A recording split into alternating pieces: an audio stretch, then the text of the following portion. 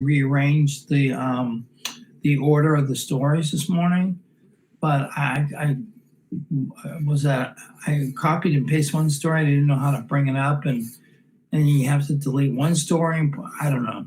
Yeah, So it's kind of difficult. Yeah, I mean, I can help too. Let's see. Well, so if you can, you don't have to do anything now. I just skip around. I've got that pretty much under wraps. But okay. Yeah, at I least it mean, has that title screen for us. hmm, Here we go. I yeah, think. that really helps. So maybe afterwards you can show me a few troubleshooting things on how to Yeah, do that. for sure. I'd be glad to. Oh, it's 9 o'clock, Okay. Bruce. I'm sure we're we're probably live on TV. I should probably introduce you. And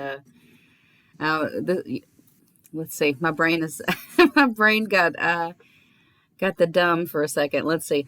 Okay, it's 9 a.m. This is Local News Live. You hear us here every weekday morning at 9 o'clock. This is a community service led by volunteers. Our biggest and longest running volunteer, Bruce Cohen. I'm sure you've heard him many, many mornings here on the program if you've listened for any period of time. He'll be reading articles from the Acadiana Advocate, local and state news for our vision impaired audience and for those who don't have access to this long form news cycle. And we, as always, appreciate you so much, Bruce, for everything that you do for this program. Thank you for Oh, joining us from your home this morning.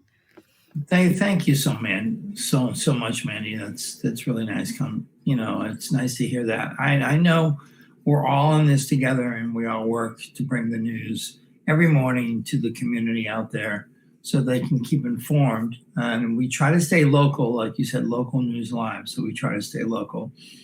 And Mandy and I get on, or if Matt's available, we get on a few minutes before the actual broadcast, and we're talking, all of a sudden, oh, it's 9 o'clock. It slips up on you sometimes, like, hey, we're live. So the thing is that Mandy and Matt and I, we're all friends, and we check in with each other every morning. So that to me is one of the highlights, and also reading the news to the Acadiana community. So we're going to start off this morning. Thank you, Mandy, so much for being my tech queen. Today is Thursday, August 20th, 2020, and we'll start off with a story that we've been following for the last couple of weeks about the recreation centers in the north part of our city. So let's read about that. 3 groups submit proposals to operate North Lafayette recreation centers by Claire Taylor, staff writer. 3 nonprofit organizations have submitted proposals to the LCG, or Lafayette Consolidated Government, to operate recreation centers in North Lafayette. The Acadiana Advocate obtained copies of proposals submitted in response to a request by Lafayette Parish Mayor President Josh Guillory for outside entities to operate the centers after he laid off 37 Park and Rec employees and cut funds to the department. In July, Guillory announced that to cut costs, he was closing 4 recreation and activity centers: the Domingue Recreation Center, Hyman Park Recreation Center, J. Carlton James Activity Center, and George Bowles Activity Center. All are in economically challenged, minority-dominated neighborhoods. He suggested selling naming rights of public-private partnerships to keep them open, and issued the request for proposals. Cycle Breakers Coalition is the only organization proposing to operate all 4 centers.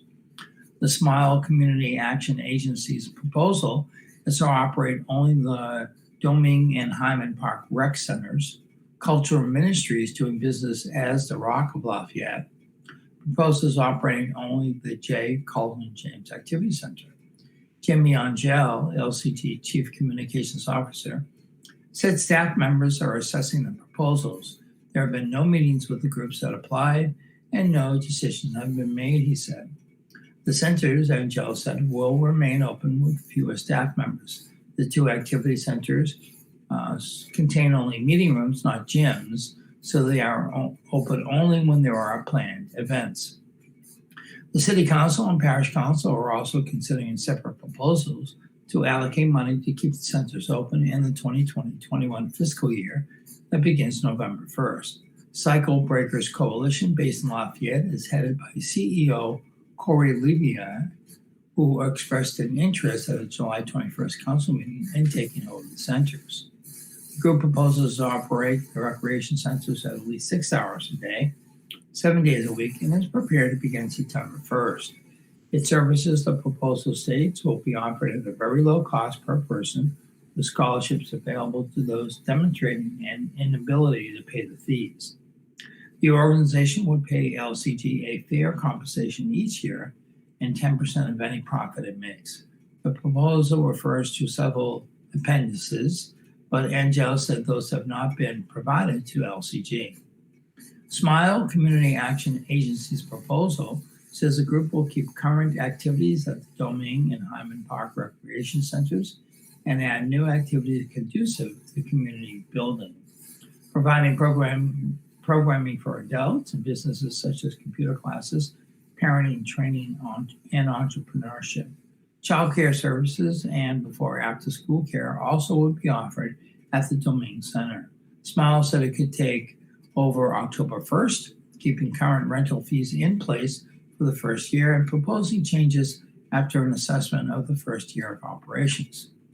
To take over the two centers, Smile proposed a one-year contract at $600,000 with 3 one-year renewals for a total of $2.64 million. An alternate proposal by the group is for a $3 million 5-year contract with $3.3 million 5-year renewal, or a 10-year $6 million contract with a $660,000 1-year renewal. Cultural Ministries is proposing paying for all labor and other costs to rehabilitate the James Carlton James Activity Center to ensure it makes a profit and will pay for all utilities. The group proposed sharing 40% of any revenue it makes with LCG.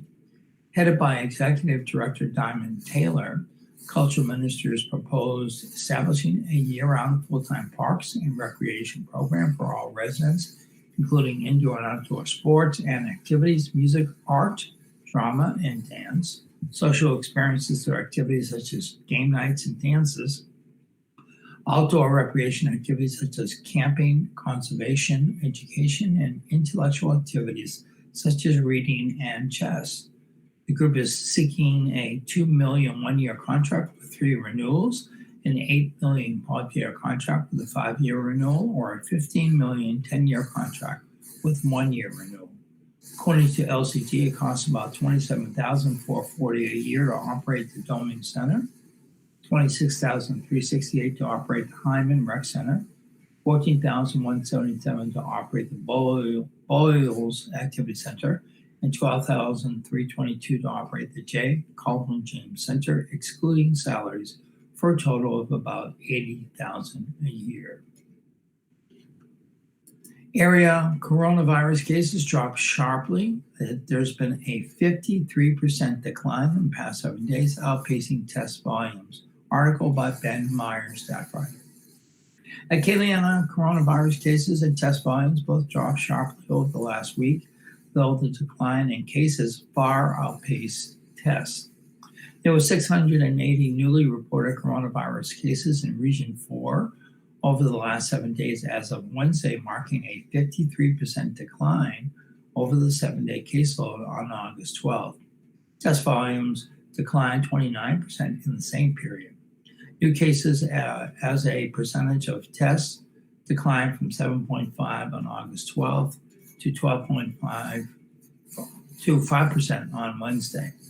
The numbers provided further evidence that the 7-parish region, with a population of about 600,000, is continuing a long recovery from a disastrous summer coronavirus surge.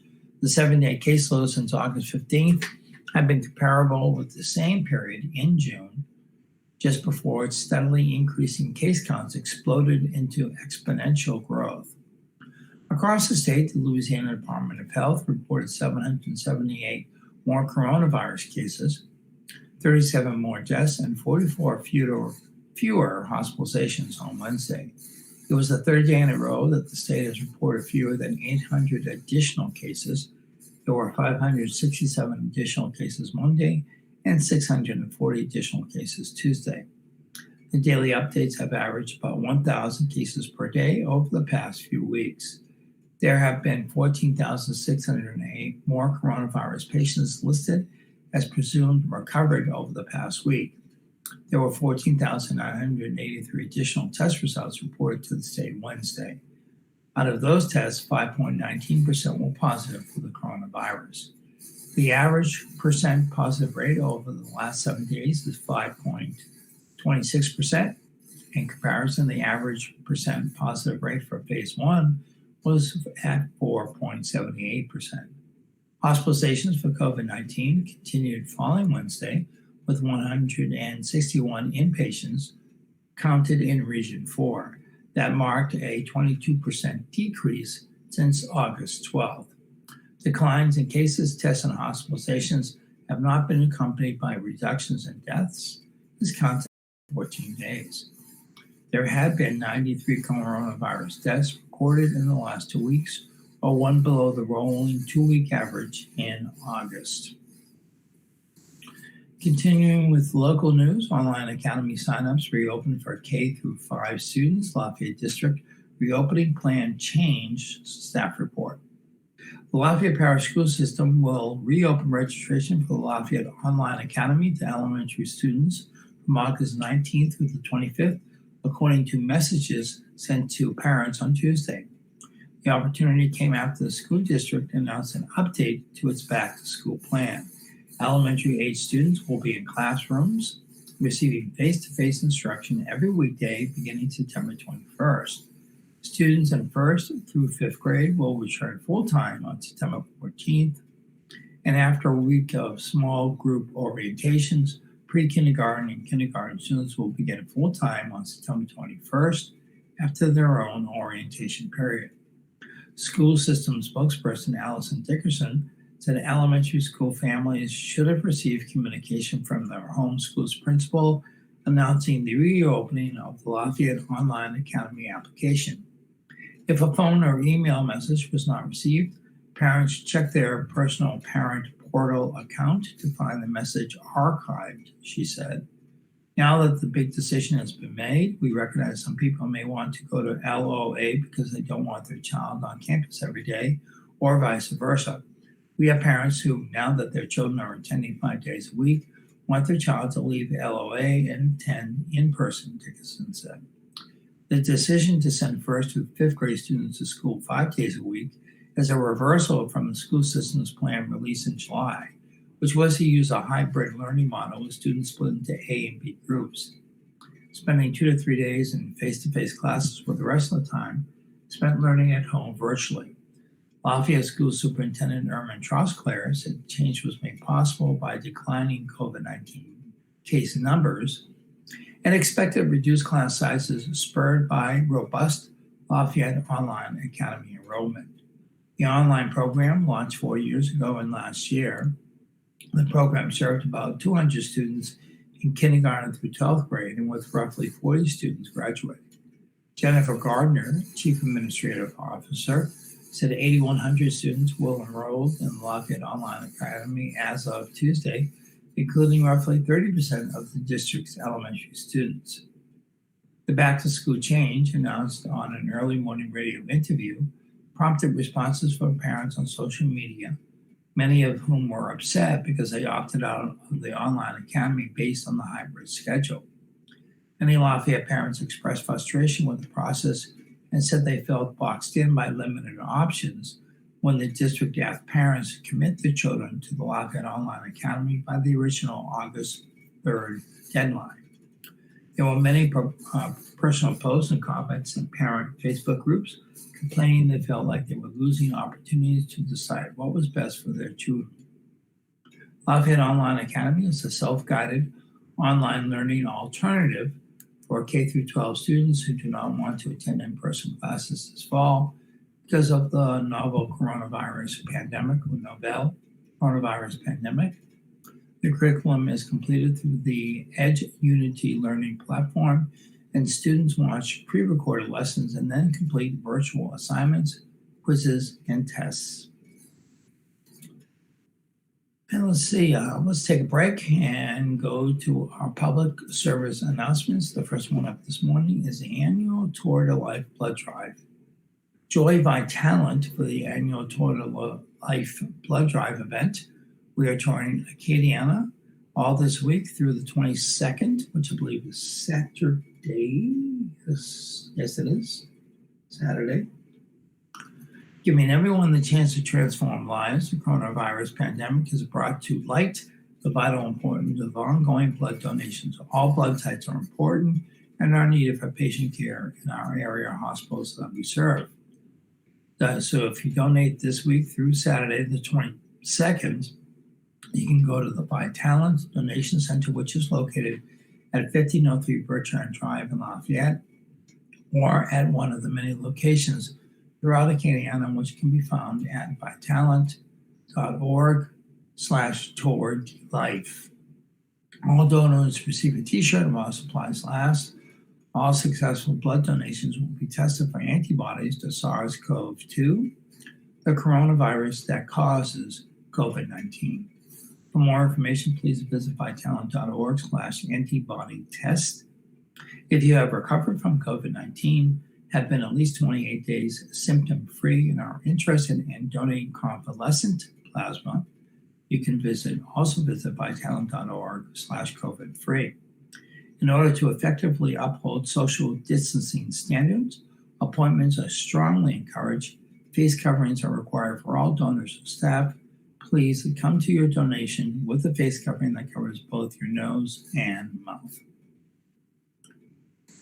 Here's a bit of news that's very dear to my heart because I'm involved with the Festival of Words. It's a Festival of Words fundraiser happening September 10th. In the disconnected, crazy world right now, we invite everyone to create some magic with us being the Festival of Words. Festival of Words is getting to know you. On September 10th, Festival of Words hosts a presentation of new original works by 45 authors.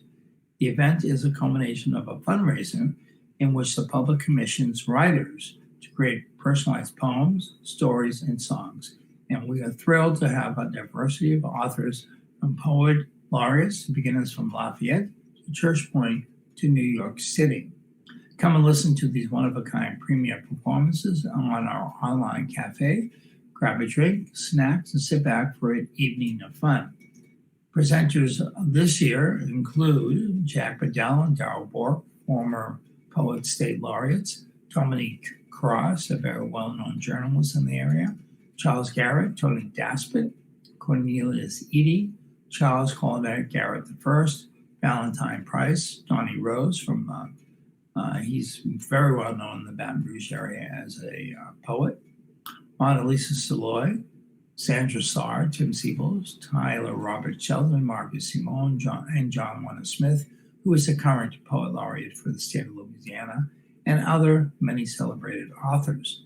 You can go to the Facebook event page for Words for You. The link to the Zoom Cafe will be available the week of the event, or you can contact Martha Garner at flwmartha@gmail.com or 337-804-2482. Funds raised for the Words for You contribute to the 13th Annual Festival of Words. Festival of Words brings established authors from all over the world to Acadiana to give public readings, writing workshops in community centers, public schools during the first week of November. These funds will help to ensure the continued expansion and success of these programs. This year's festival will be virtual and will feature graphic memoirist Robin Ha, award-winning poet Erica Mittner, and Louisiana Poet Laureate John Warner Smith. And as of yesterday, I believe, all the 45 authors were commissioned. So at this point, just tune in to our Zoom Cafe or the Festival of Words Zoom Cafe. You can go to the Facebook event page for Words for You, or you can go to our Facebook page for Festival of Words, which is Festival of Words Arts Collective. There should be a link there the day of, and you can join us.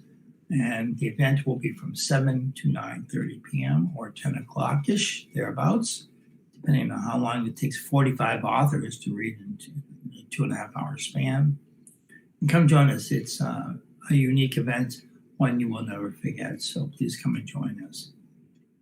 And also you can, at that time when you're watching the Words for You performance on September 10th, you can go directly to our festivalwords.org website and hit the donate button at the top right hand of the page to make any kind of contribution you can to keep this great literary festival alive and keep on going for many years to come. We are in our 13th year. Okay, getting back into our news. St. Landry Sheriff's deputy accused of office gas card theft. This is a crime blotter from the Advocate staff reports.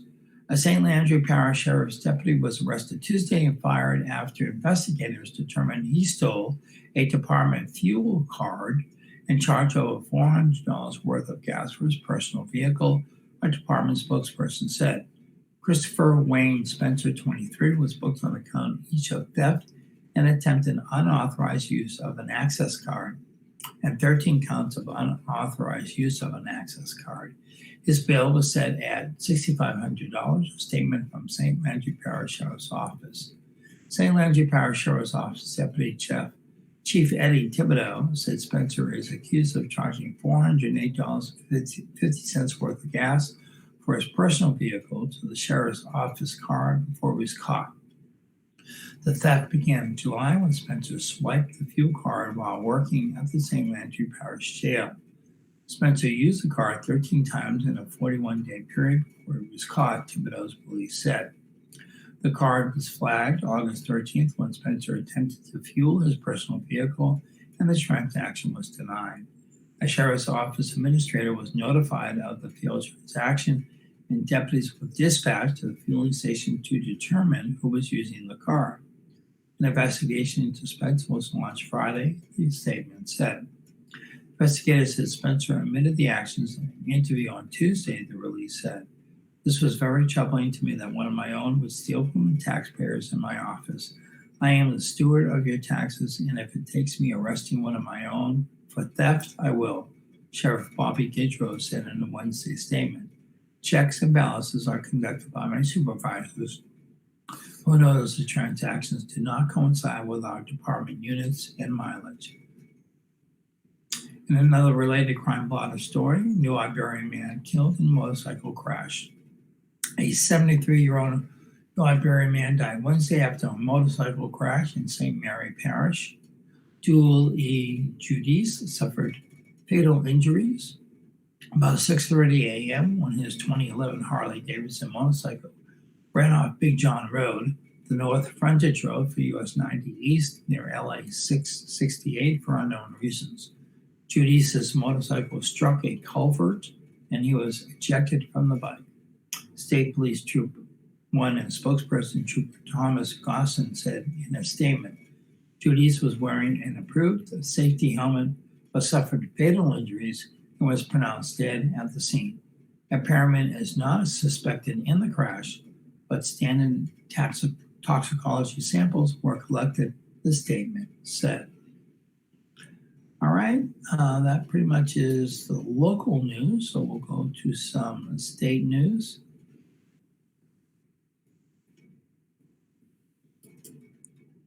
LSU now reporting virus test results, release of data, a reversal of an earlier decision by Mark Ballard, Capitol Bureau editor. Despite long explanations about why publicly reporting positive COVID-19 tests on university campuses is misleading, LSU reversed course and began reporting cases on its website Wednesday.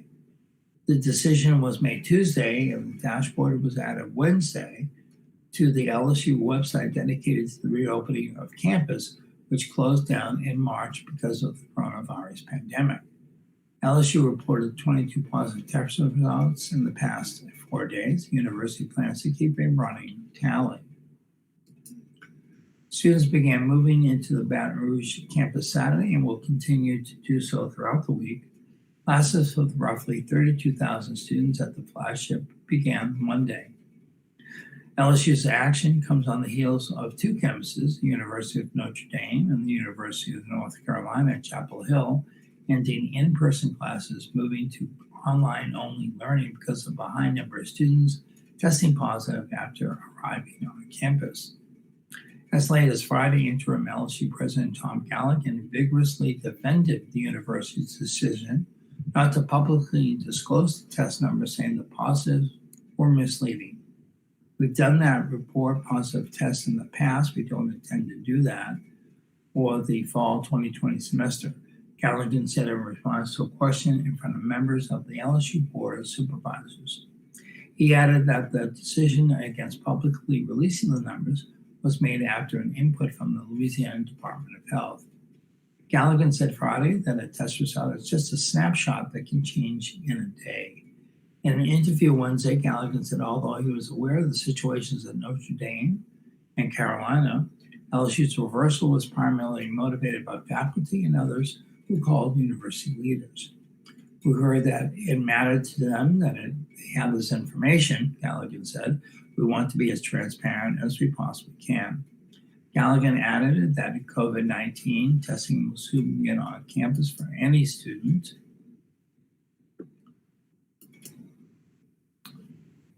Let's see. For any student, I just lost my place here for a second. And System President Jim Henderson added that the University of Louisiana and Lafayette is considering doing so. A dashboard may not be appropriate for every school, Henderson said in an interview on Wednesday. The point of publicly disclosing test results is to alert to possible hotspots, he said. Finding a spike in, say, a particular classroom or residential hall helps authorities determine what to do, from isolating the affected students to suspending in-person classes and moving totally online. The numbers need to be seen in context, Henderson said. Some University of Louisiana institutions have a high percentage of commuter students, like the University of New Orleans. A positive test count at those colleges could very well reflect the surrounding community rather than on campus itself, he said. Our 9-member institutions, distinct geographically and in student mix, will follow robust contact tracing and notification protocols. In addition, each is working in collaboration with local public health entities to release all information that advances public health decision making at both the policy level and by individuals, Henderson said in a statement Tuesday. Providing an accurate, informative data picture while protecting individual privacy is achievable, and doing so will enhance our collective efforts to mitigate COVID-19 impacts. On Monday, the University of North Carolina announced moving to online classes starting Wednesday after a spike in positive COVID-19 tests in 4 residential halls for students. Students started returning to campus on August 12th. UNC has roughly 30,000 students. The university has tested 954 students last week. It put 177 students in isolation because they tested positive, and 349 more in quarantine because they had been in contact with someone who tested positive. It's almost the half hour in our broadcast, which we usually turn to the day in history, the zodiac or the horoscope, and the funerals in the Kenneana area for today. Today is Thursday, August 20th. It's the 233rd day of 2020. There are potentially 133 shopping days left in the year. Today's highlight in history: on August 20th, 1964, President Lyndon B. Johnson signed the Economic Opportunity Act, or EOA, a nearly $1 billion anti-poverty measure. On this date, in 1862, the New York Tribune published an open letter by editor Horace Greeley calling on President Abraham Lincoln to take more aggressive measures to free the slaves and end the South's rebellion. In 1920, pioneering American radio station 8MK in Detroit, later WWJ, began in daily broadcasting. In 1940, exiled communist revolutionary Leo Trotsky was assassinated in Coyoacán, Mexico by Ramon Mercada, a Spanish communist agent working at the behest of Joseph Stalin. Trotsky died the next day. And also in the state, in 1953, the Soviet Union publicly acknowledged that it had tested a hydrogen bomb. In 1968, the Soviet Union and other Warsaw Pact nations began invading Czechoslovakia to crush the Prague Spring liberalization drive. 1981, Michael Devine, a member of the Irish National Liberation Army, died after a 60-day hunger strike at the Maze prison in Northern Ireland. He was the 10th and last hunger striker to die that year. 1986, postal employee Patrick Henry Sherrill went on a deadly rampage at a post office in Edmond, Oklahoma, shooting 14 fellow workers to death before killing himself. 1989, entertainment executive Jose Menendez and his wife Kitty were shot to death in the Beverly Hills mansions by their sons Lyle and Eric. In 2005, San Francisco 49ers offensive lineman Thomas Herrion, 23, died of a heart attack shortly after a preseason game against the Denver Broncos. In 2008, a Spanish jetliner crashed during takeoff from Madrid, killing 154 people and 18 survived. And in 2017, actor, comic, and longtime telethon host Jerry Lewis died of heart disease in Las Vegas at the age of 91. Boy, 2017, lived to be 91. If you want to see a really interesting off the beat type interview with Jerry Lewis, there is a show that you can find on Netflix hosted by Jerry Seinfeld called Comedians in Cars Getting Coffee. Look it up on Netflix. There is an episode, I forget which season, that features Jerry Lewis, where Jerry Seinfeld went out to Vegas, picked up Jerry Lewis, and they went out for brunch or down lunch or whatever. And it's really great. He was very much, on in his years, but still very vital and funny to listen to. And it was a great interview. Check it out. Comedians in Cars Getting Coffee. 10 years ago, President Barack Obama invited Israel and the Palestinians to meet face-to-face in Washington the following month. The talks aimed at achieving an agreement to establish an independent Palestinian state and secure peace for Israel. 5 years ago, with a broad smile and upbeat attitude, former President Jimmy Carter told a news conference in Atlanta that he had cancer in his brain and felt perfectly at ease with whatever comes. In March 2016, Carter announced recent scans had shown no signs of cancer, and he no longer needed to receive doses of an immune-boosting drug. 1 year ago, President Donald Trump abruptly canceled an upcoming trip to Denmark, which owns Greenland, after the Danish Prime Minister dismissed the idea of the United States purchasing the mostly frozen island. Today's birthdays: writer, producer, director Walter Bernstein is 101 years ago. Walter.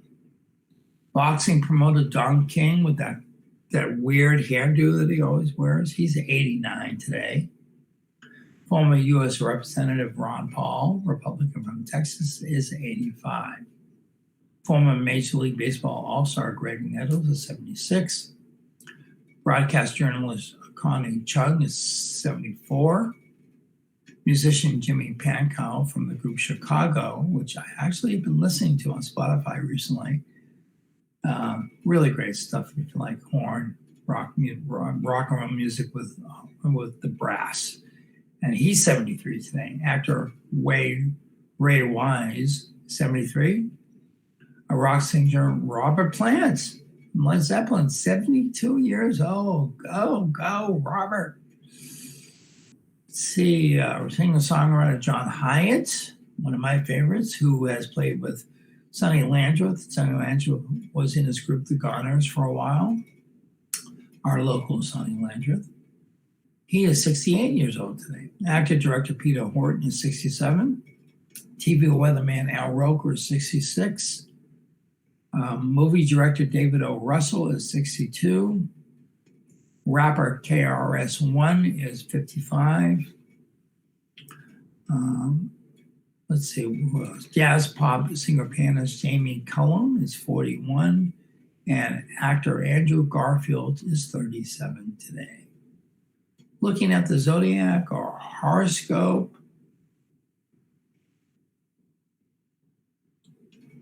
is Leo. We'll start off with Leo.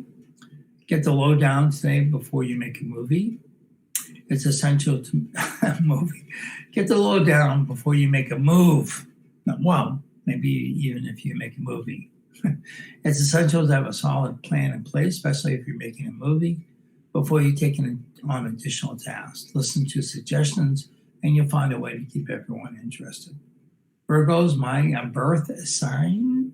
Push forward with poise. Stand tall, be bold, and let your thoughts be known. It's time to step up and be innovative. Your ideas are sound and will be met with support. Libras, do your best to help. Offer your support, advice, and experience to organizations, peers in your community. Refuse to let anyone stand between you and doing what's right. Scorpio, take pride in what you do and don't stop until you finish what you start. Your input, imagination, and desire to do what's right will encourage you to make changes that will improve your life. Sagittarius, be careful what you say. Someone will be quick to twist your words around or offer misleading information. Stay close to home and channel your energy into making domestic and personal improvements. Capricorn, you'll be right on the mark when it comes to financial, legal, or medical issues. A decision you make with a loved one will lead to a healthier, happier home environment. Embrace change and make love a priority. Aquarius, slow down, go over recent events, and rethink your strategy before moving forward. Anger will not help settle a problem, but a reasonable outlook will. Pisces, emotions will surface and if channeled correctly, can be used to your advantage. Show how passionate you are about your beliefs, concerns, and prospects. Romance is encouraged. Aries, take a deep breath and stay focused on what must accomplish. Keep close tabs on your health and emotional well-being. Maintain balance and composure when dealing with others. Taurus, a change will encourage you to do things differently. Look over your options. Do your best to reduce stress and anxiety. You have everything to gain if you are straightforward. Gemini, don't leave anything to chance. Someone will misinterpret what you say or use emotional manipulation to get his or her way. Be blunt and get things done. Cancer, spend more time with a loved one. Work through differences and figure out a way to make your life better. The horoscope is always an entertainment feature not based on scientific fact. The funerals today in the Acadiana area include Catherine A. Bear at Our Lady of Lourdes Catholic Church, 700 South Broadway Street, Erath, at 11 a.m. And Charles Martin in Melville Baptist Church Cemetery in Melville at 10:45 p.m. And we do have one more, but we don't have the information about where the funeral is taking place, so we'll skip that one. Okay, let's get back into the news, but before we do that, we'll continue with our public service announcements for the morning. The Acadiana Symphony Orchestra takes the virtual stage. The ASO, or Acadiana Symphony Orchestra, announces that they are shifting the fall portion of ASO 36 Revival Season, which goes from September to December, to a virtual live stream platform. ASO believes that this is the unquestionable solution to keeping our community safe while still providing opportunities for local musicians to share their passion and earn income despite mandated restrictions and uncertain venue viability. Acadiana Symphony Orchestra has and will always remain committed to providing outstanding performances to Acadiana and fueling the cultural economy of our region.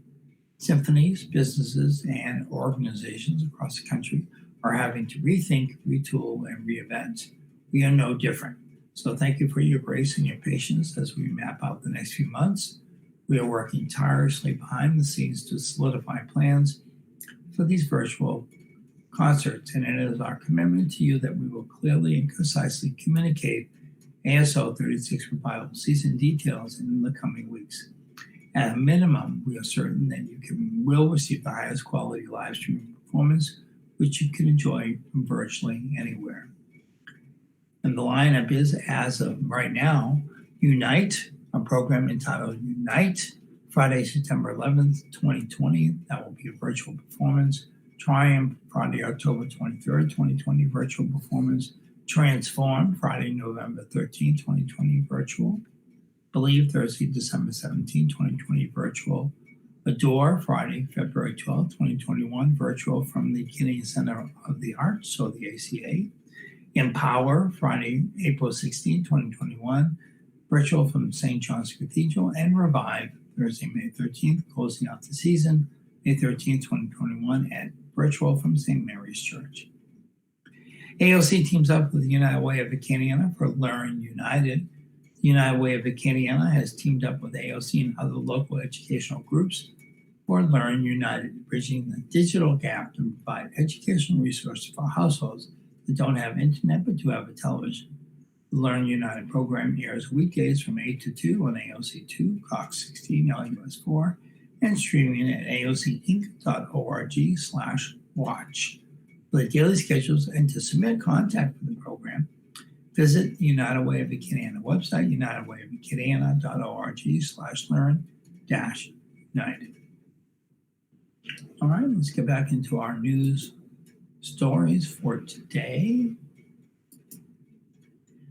Economists, coronavirus job losses top Katrina numbers. 11% drop, nearly double the decline after the 2005 hurricane, by Adam Daigle, Acadiana business editor. The total number of jobs in Louisiana dropped by 11% in the first half of this year due to COVID-19, a mark that is nearly double the 6% drop after Hurricane Katrina in 2005.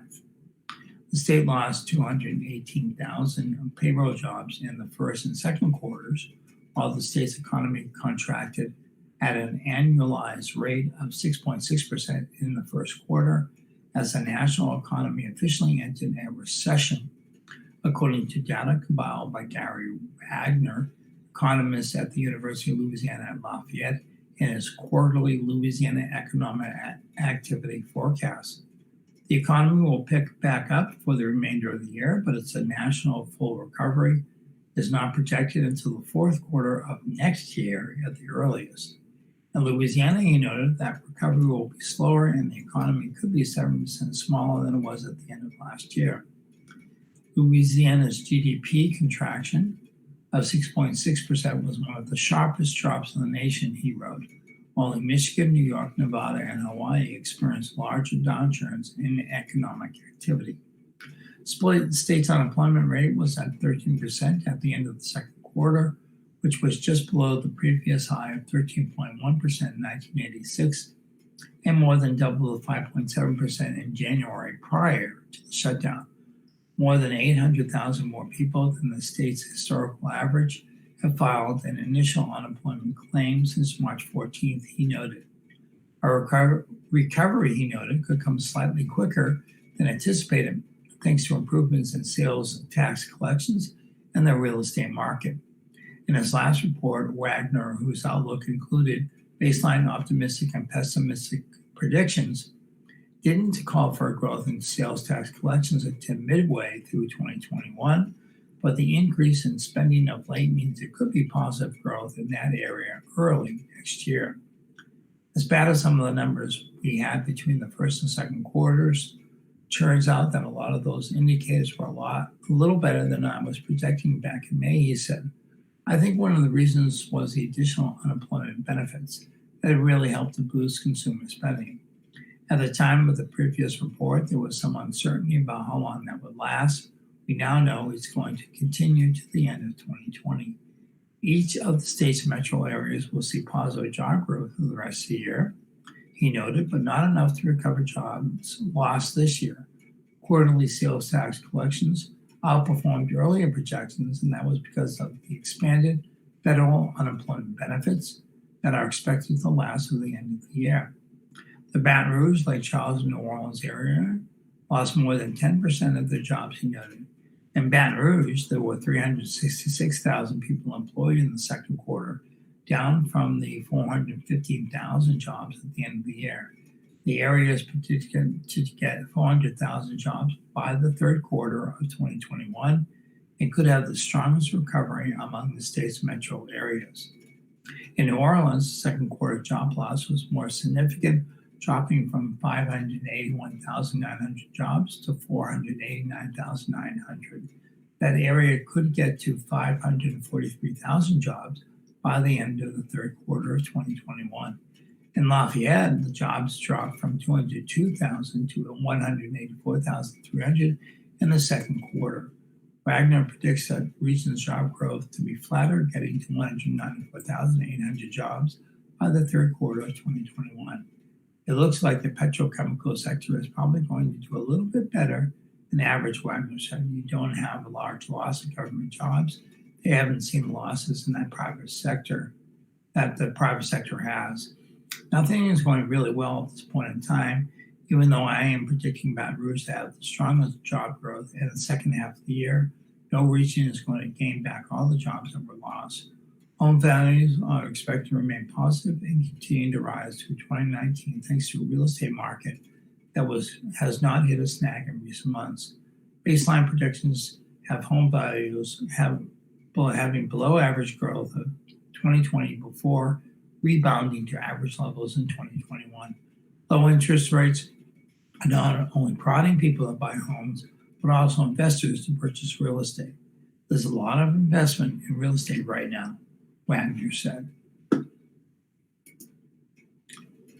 Edwards commits Louisiana to greenhouse gas reductions by Mark Schiffelstein, staff writer.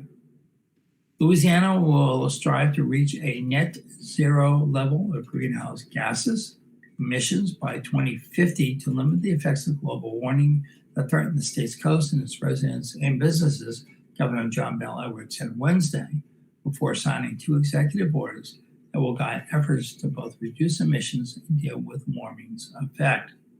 In many ways, Louisiana is a poster child for climate risk. We are the canary in the coal mine, Edwards said. Beginning today, we want to be the gold standard for climate solutions. One of Edwards' orders creates a joint task force, including representatives of government, industry, and civic and environmental groups, that is charged with finding ways to reach the goals, including an interim goal of a 26% to 28% reduction in emissions by 2025. The group is required to submit a report recommending strategies by February 1st and a detailed plan to be given to the legislature a year later. However, the initial 2025 reduction target occurs after the end of Edwards' second term, and there's no language in the executive order specifying how the goals will be met. In February, Edwards said he'd like to persuade industry to voluntarily reduce emissions, while the Department of Environmental Quality Secretary, Chuck Carr Brown, pointed out that the state has the ability to mandate emission reductions through enforcement of federal regulations. Edwards' plans have already received support from key industry groups, such as the Louisiana Mid-Continent Oil and Gas Association and the Louisiana Chemical Association, and environmental organizations such as the Environmental Defense Fund. Based on the 2015 to 16 U.S. Department of Energy estimates, Louisiana is 5th among states in both total carbon emissions and emissions per capita. The states with the highest total carbon releases are Texas, California, Florida, and Pennsylvania. Louisiana's emissions come from a variety of sources, including production of oil and gas at wells, the use of oil and gas as fuel, and in manufacturing, and from car, truck, and ship traffic. Worldwide, carbon emissions increase temperatures in the atmosphere and the ocean and raise sea levels, which in Louisiana are becoming a greater factor in the loss of coastal wetlands. Rising temperatures are also resulting in more frequent rainfall, adding to flood risk, and more frequent heat waves, which increase health risks. Climate change will determine the amount of costs we can preserve and how effective our restoration and protection efforts will be, Edwards said. It will strain our best efforts to become more resilient, and its impacts will reach north from the coast, making flooding more likely, heat more unbearable, and much more. The reality is we cannot build or adapt our way out of this. We also have to lower the emissions that are driving the potentially catastrophic changes to our climate. Most of the 23 members of the new Climate Initiatives Task Force have yet to be named. Chip Klein, chairman of the State Coastal Protection and Restoration Authority Board, will serve as chairman.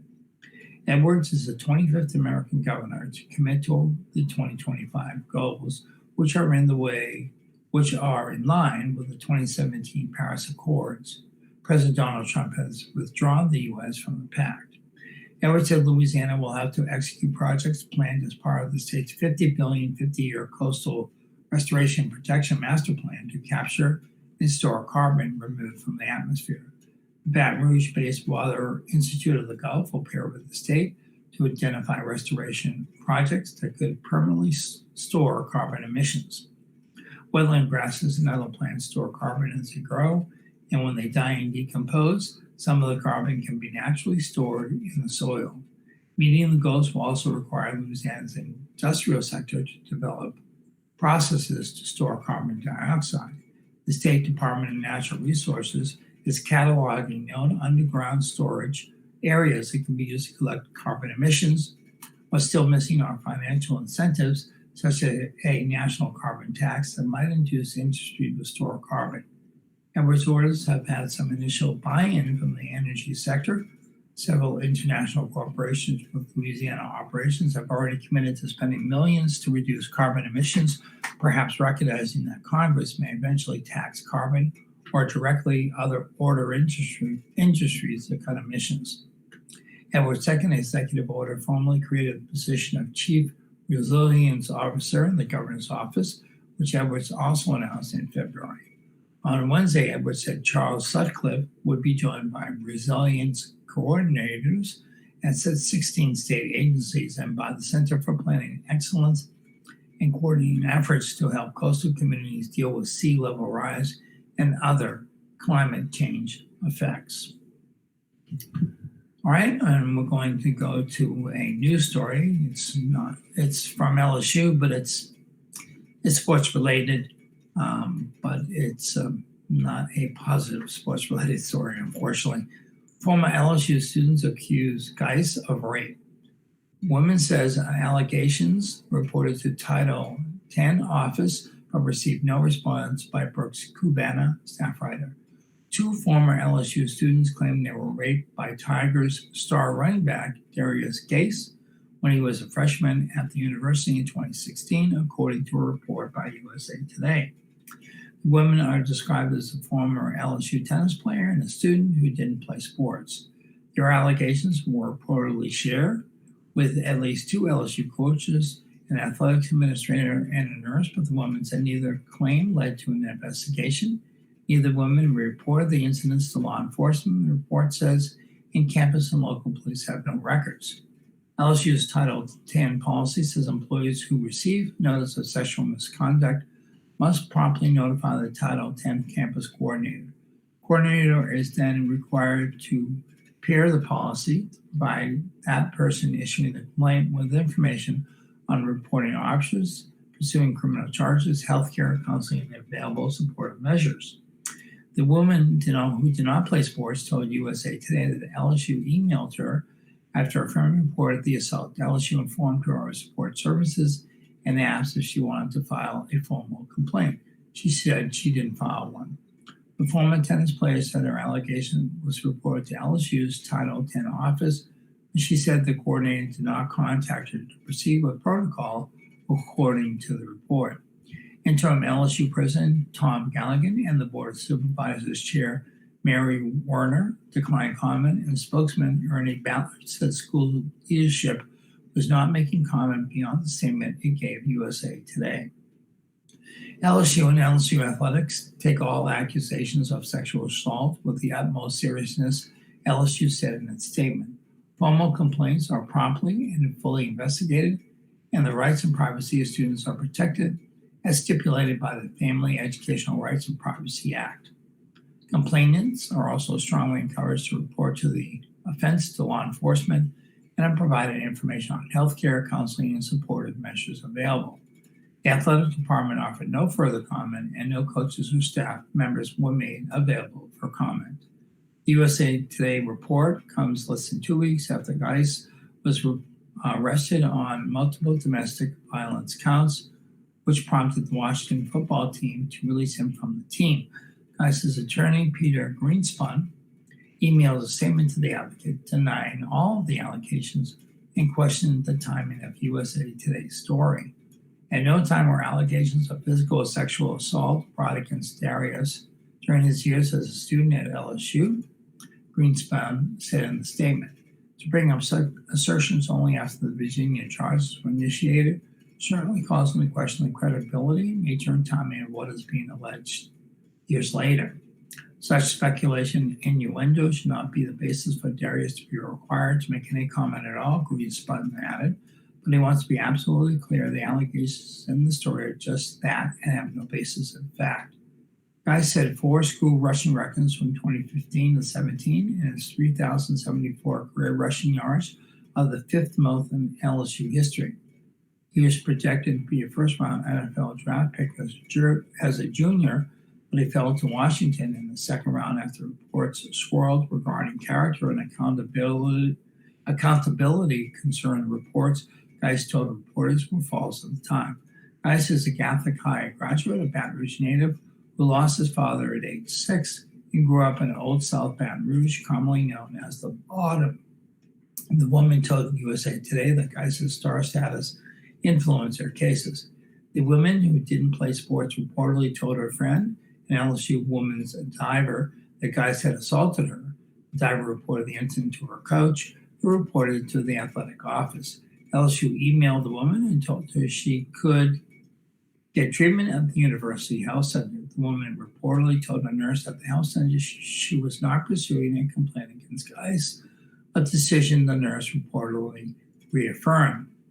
He's like God around here, the woman recalled the nurse saying, according to USA Today, it probably would get pushed under the rug. The woman was reportedly dating an LSU football recruit at the time. He told USA Today that LSU coach Ed Orgeron brought up the subject of Geis and his then-girlfriend unprompted a year after the incident. According to the report, the player recalled Orgeron telling him everybody's girlfriend sleeps with other people. The player didn't know how Orgeron knew what happened. The former tennis player told USA Today her alcohol and drug abuse worsened after a separate incident. Women's tennis head coach Julia Sell reportedly dismissed her from the team after she tested positive for a drug she hadn't been prescribed. The woman reportedly checked into rehab in April 2017, which LSU paid for. She told a counselor their guys had raped her, according to the USA Today report. The rehab center employee reported that the alleged rape to LSU.